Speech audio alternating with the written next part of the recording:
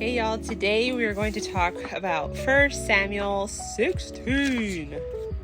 So this is when David is anointed king by Samuel. So he goes to visit Jesse and he brings all his sons to a sacrifice. And the Lord told him that he was going to point out to Samuel who was going to be king. So all of a sudden, Samuel sees this really big, burly, handsome guy whose name is Eliab, which is the oldest brother of David. And he's like, that's it.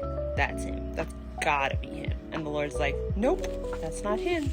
And then next comes his other brothers. And the Lord's like, nope, not that one. And then he shows the other one. Nope, not that one. And then he shows the other one. Nope, not that one. And it just goes on and on and on until all his sons, all of them, have been presented to Samuel. So then Samuel looks at Jesse and is like, are you sure these are all your children? And Jesse's like, wait, there is another one. He doesn't say those exact words, so it's just me. But he says, yes, I do have another kid. And he is a shepherd boy, and he's actually watching the sheep right now. So Samuel's like, okay, go get him. So he comes over and he's like, this is it. This is him. And yes, he was handsome. And yes, he looked healthy. But he was no Eliab. He was no Saul physically. Remember, Saul, they said, Saul was the handsomest man in all of the land. And he didn't measure up physically. But there was something special that only God knew about him. Because the Lord only looks at the heart. That's what it says.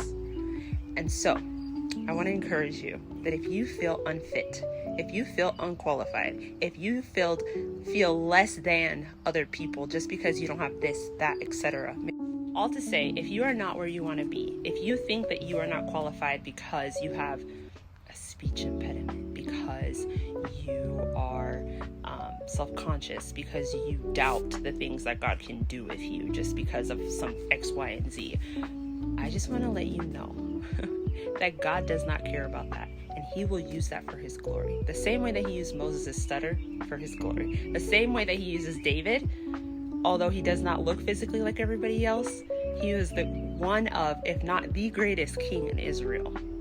He can use you in spite of all your insecurities, all your circumstances, no matter where you're from, what lineage, no matter what family you came from, it does not matter.